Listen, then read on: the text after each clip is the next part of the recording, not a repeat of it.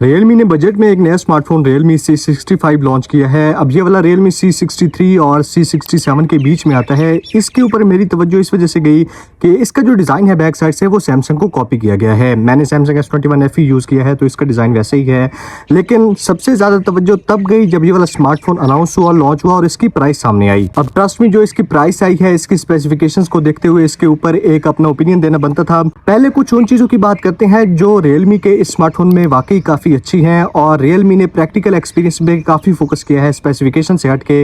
लेकिन उसके बाद उन चीज़ों की बात करेंगे जिसकी वजह से शायद ये वाला स्मार्टफोन डील ब्रेकर हो सकता है। अब Realme के स्मार्टफोन की डिस्प्ले पे जो TUV सर्टिफिकेशन है प्रोवाइड की गई है, ब्लू रेज जो होती हैं उनसे आपकी आई साइट को डैमेज होने से बचाती है।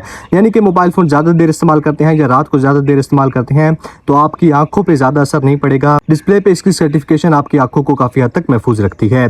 दूसरे नंबर पे जो इसका लॉक वाला बटन है, वहीं पे Realme ने वो वाला काम उस बटन से लिया है जो आईफोन ने एक्शन बटन में प्रोवाइड किया था। यानी कि उस बटन से डबल टैप, ट्रिपल टैप वगैरह करने पे आप डिफरेंट शॉर्टकट्स क्रिएट कर सकते हैं। उसके अलावा सामने वाले फ्रंट कैमरा से Realme के एयर जेस्चर्स पहले ही मशहूर हैं। ऐसे करके अगर आप वीडियोस देख रहे हैं तो स्क्रॉल कर सकते हैं। इस तरह के एयर जेस्चर्स Realme प्रोवाइड कर रहा है।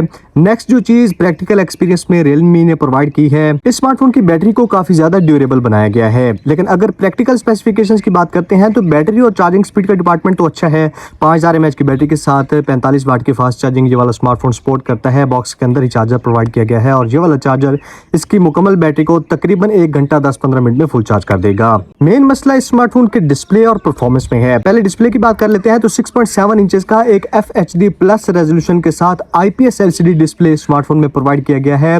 लेकिन इस प्राइस पे जहाँ पे ये वाला स्मार्टफोन IPS डिस्प्ले प्रोवाइड करता है, कुछ स्मार्टफोन्स इसके कंपटीशन में हैं जो एमोलेड डिस्प्ले के साथ आते हैं। इसी का जो Realme C67 स्मार्टफोन है उसकी बेजल्स वगैरह काफ़ी कम थी, चिन बहुत छोटी सी थी, लेकिन ये वाला स्मार्टफोन नॉर्मल साइज की अच्छी खासी बेजल्स के साथ आता है। तो डिस्प्ले का एक्सपीरियंस कोई बहुत ज़्यादा प्रीमियम नहीं है और जैसे मैंने बताया कि कॉम्पिटिशन में पीछे है। डिज़ाइन सब्जेक्टिव चॉइस है, लेकिन मुझे लिटरली इस स्मार्टफोन का डिज़ाइन अच्छा लगा है। एक कम प्राइस में एस्थेटिकली सिंपल सा अच्छा डिज़ाइन प्रोवाइड किया गया है और ये वाला स्मार्टफोन काफ़ी स्लिम भी है, तो उस वजह से एस्थेटिक्स में दिखने में ये वाला स्मार्टफोन नो डाउट काफी अच्छा फील होता है। तो पहली कमी डिस्प्ले के डिपार्टमेंट में है। दूसरे नंबर पे परफॉर्मेंस MediaTek Helio G85 के साथ ये वाला स्मार्टफोन आता है और यही वाला मसला वीवो का recently launch smartphone Vivo Y28, उसके ऊपर मैंने रिव्यू, मेरे जो ओपिनियन है मैंने ऑलरेडी बना रखे हैं, यहाँ कहीं पे वीडियो को लिंक दे दूंगा, उसको आप चेकआउट कर सकते हैं।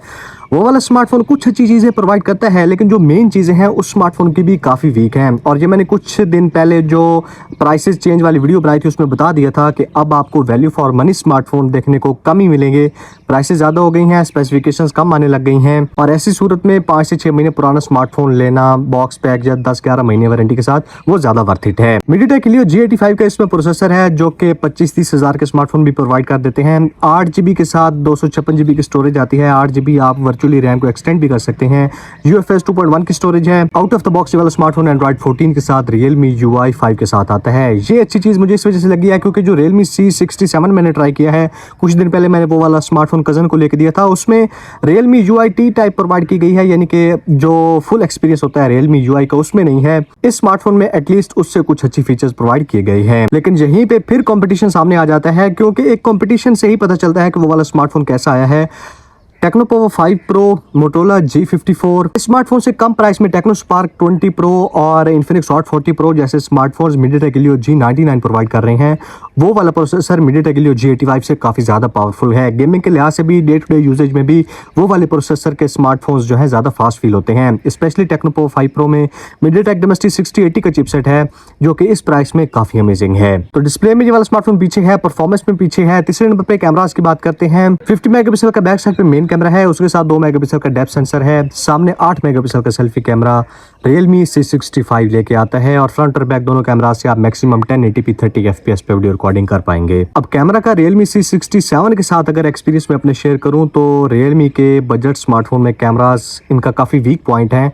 इनकी निस्बत जो टेक्नो के स्मार्टफोन्स हैं, टेक्नो ने काफ़ी अच्छा काम कर लिया है कैमरास पे। या फिर अगर आप मोटोरोला G54 ले लेते हैं, वो स्मार्टफोन्स बेटर कैमरा एक्सपीरियंस भी प्रोवाइड कर देते हैं। तो ये वाली मैंने फर्स्ट लुक और स्पेसिफिकेशंस शेयर की हैं और उसके साथ अपना ओपिनियन बताया है कि क्यों Vivo Y28 और Realme C65 ये वाले स्मार्टफोन्स 50,000 से नीचे नॉट रिकमेंडेड की कैटेगरी में आते हैं। इन स्मार्टफोन्स को अगर आप अवॉइड करेंगे तो कुछ और अच्छे स्मार्टफोन्स हैं उनको आप परचेज कर पाएंगे।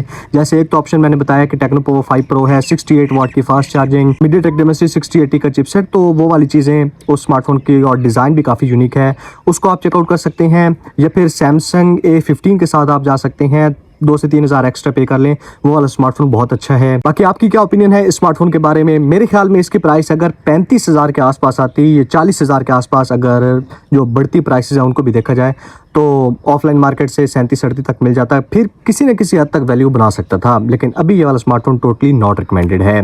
Thank you very much, good bye.